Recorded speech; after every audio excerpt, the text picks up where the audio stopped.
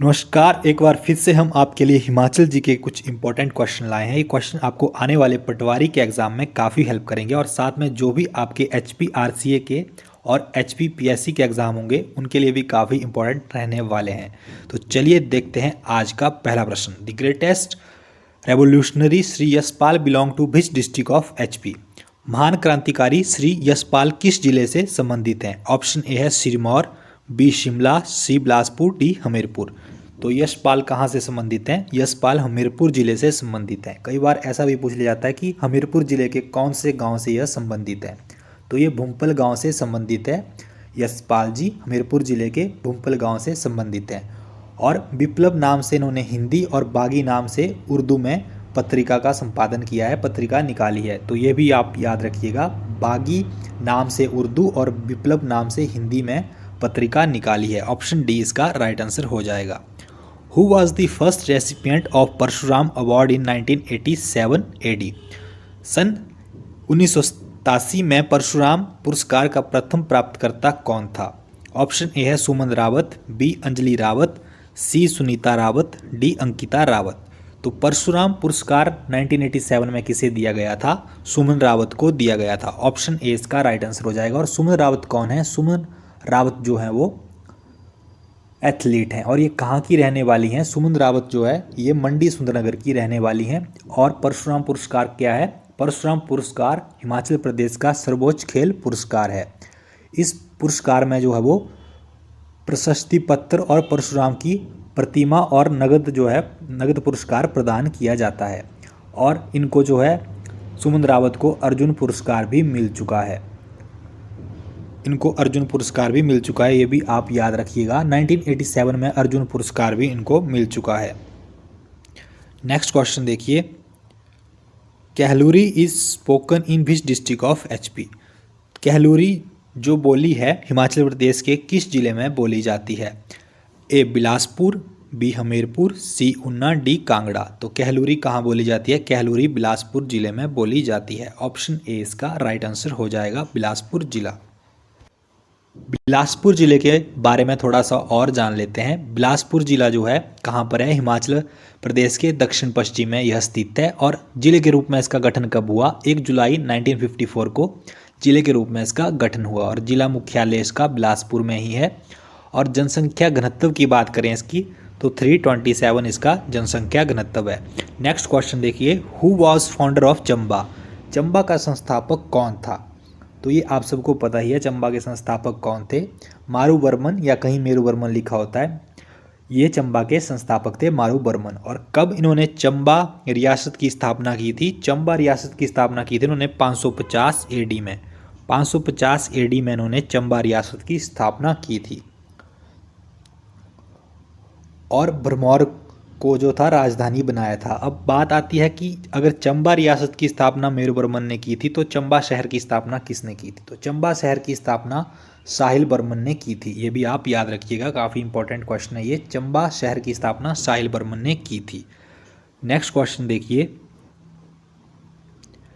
Which lake of HP is well known for floating islands of seed?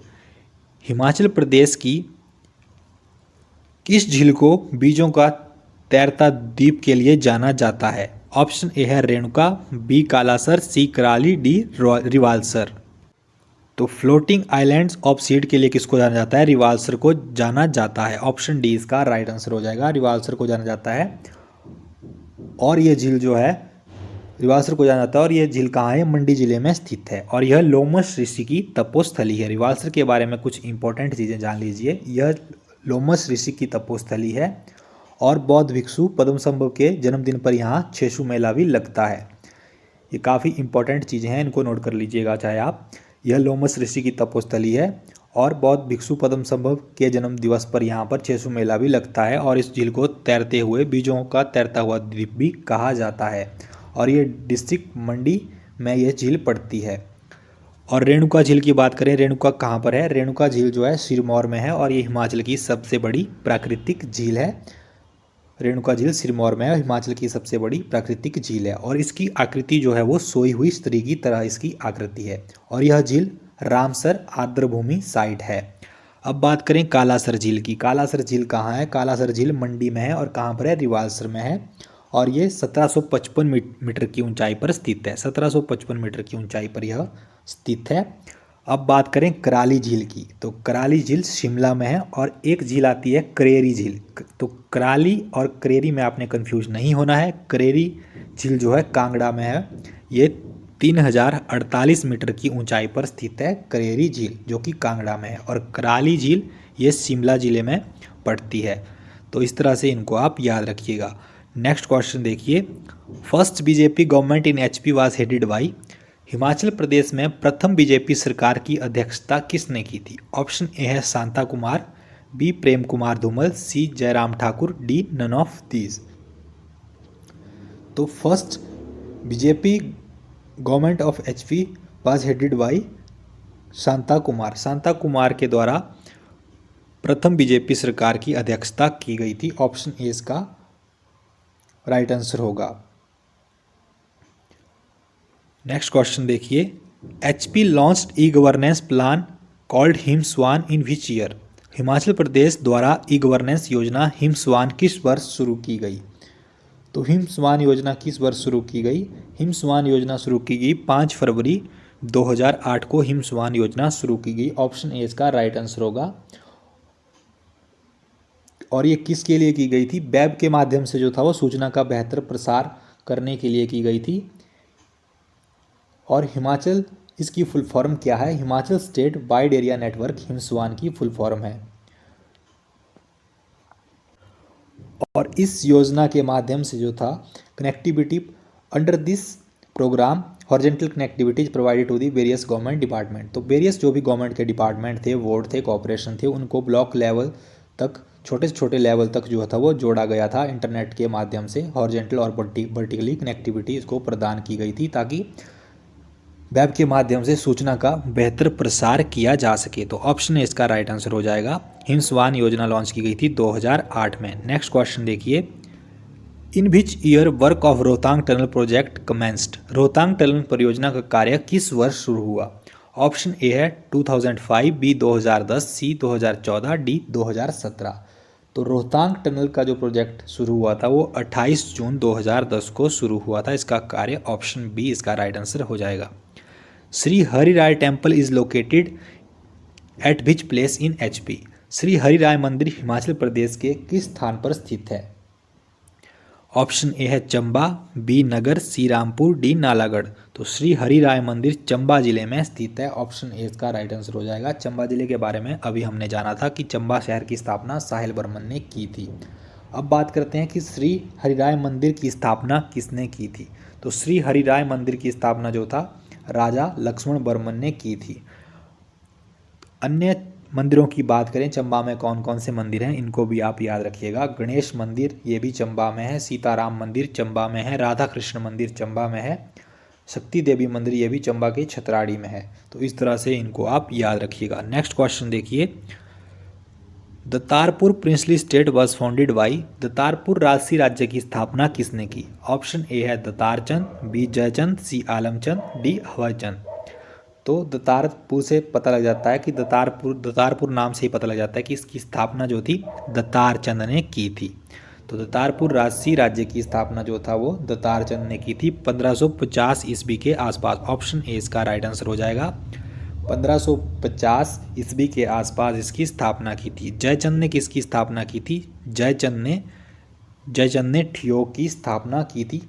1667 ईस्वी के आसपास जयचंद ने ठियोग की स्थापना की थी। आलमचंद ने आलमपुर की स्थापना की थी, आलमचंद ने। और अभयचंद की बात करें, अभयचंद ने सुजानपुर की स्थापना की थी। इनको आप याद रखिएगा, एक बार फिर से सुन लीजिए। दतारपुर की स्थापना दतारचंद ने की थी और ठियोग की स्थापना जयचंद ने, आलमपुर की स्थापना आलमचंद ने और सुजानपुर की स्थापना अभयचंद ने 1748 ईस्वी के आसपास की थी। तो इसको आप याद रखिएगा। नेक्स्ट क्वेश्चन देखिए, Getty theatre was opened in Shimla in which year. Getty theatre Shimla में किस वर्ष खोला गया? ऑप्शन ए है 1843, बी 1865 एडी, सी 1883 एडी, डी 1887 एडी। तो गेटी थिएटर किस वर्ष खोला गया? ये क्वेश्चन काफ़ी बार पूछा जा चुका है एग्जाम में। तो 1887 में गेटी थिएटर खोला गया। ऑप्शन डी इसका राइट आंसर हो जाएगा। First Vidhan Sabha of HP had how many members. Himachal Pradesh की प्रथम विधानसभा में कितने सदस्य थे? 32 थे, 36 थे, 39 थे या 42 थे? तो हिमाचल प्रदेश की प्रथम विधानसभा में जो सदस्य थे वो कितने थे? ये सदस्य थे प्रथम विधानसभा में 36। ऑप्शन बी इसका राइट आंसर हो जाएगा 36। चलिए आगे चलते हैं। Deotsidh temple is located in which district of HP. तो द्योतसित जो मंदिर है हिमाचल प्रदेश के किस जिले में स्थित है? इनमें से ऑप्शन ए है ऊना, बी हमीरपुर, सी चंबा, डी मंडी।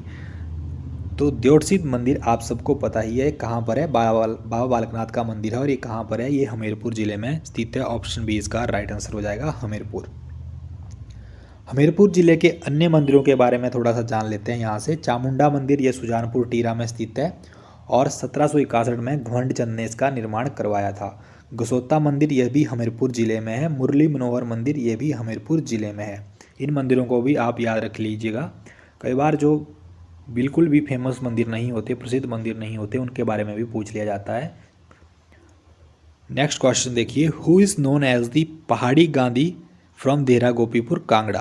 तो देहरा गोपीपुर कांगड़ा से कौन पहाड़ी गांधी कहलाता है? ऑप्शन ए है बाबा मुंशीराम, बी बाबा कांसीराम, सी बाबा उदयराम, डी इनमें से कोई नहीं। तो आप सबको पता है बाबा कांसीराम को पहाड़ी गांधी कहा जाता है। ऑप्शन बी इसका राइट आंसर हो जाएगा बाबा कांसीराम। और इनका जन्म कहाँ हुआ? कई बार इनके गांव का नाम भी पूछ लिया जाता है डिटेल में जब पूछते हैं क्वेश्चन अलाइड जैसे एग्जाम में। तो बाबा कांसीराम का जन्म गुरनक्कड़ गांव में हुआ 11 जुलाई 1882 को गुरनक्कड़ गांव में।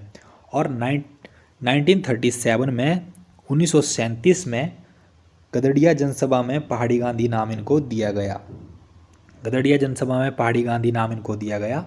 और सरोजनी नायडू ने पहाड़ी बुलबुल कहकर भी संबोधित किया। तो ये भी आप याद रखिएगा कि बाबा कांसीराम को पहाड़ी बुलबुल कहकर जो संबोधित किया था वो सरोजनी नायडू ने किया था। और इनकी मृत्यु कब हो गई?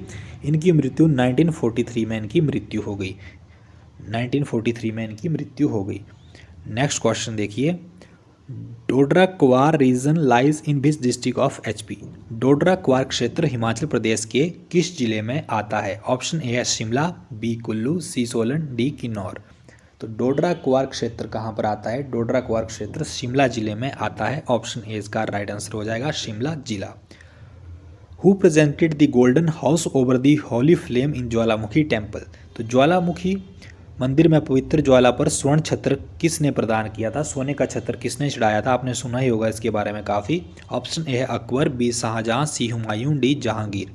तो ज्वालामुखी मंदिर में सोने का छत्र जो था वो अकबर ने चढ़ाया था। ऑप्शन ए इसका राइट आंसर हो जाएगा अकबर। तो ये आज का हमारा लास्ट क्वेश्चन था। हम आगे भी आपके लिए HPG के और हिंदी, इंग्लिश और मैथमेटिक्स से जुड़ी वीडियो लाते रहेंगे। अभी हमारी हिंदी की सीरीज चली है, इंग्लिश की भी जल्दी शुरू करेंगे और साथ ही मैथमेटिक्स की सीरीज भी पटवारी के लिए जल्दी ही शुरू कर देंगे। तो वीडियो अच्छी लगे तो वीडियो को लाइक ज़रूर करें और चैनल को सब्सक्राइब करना ना भूलें और ज़्यादा से ज़्यादा शेयर करें। धन्यवाद।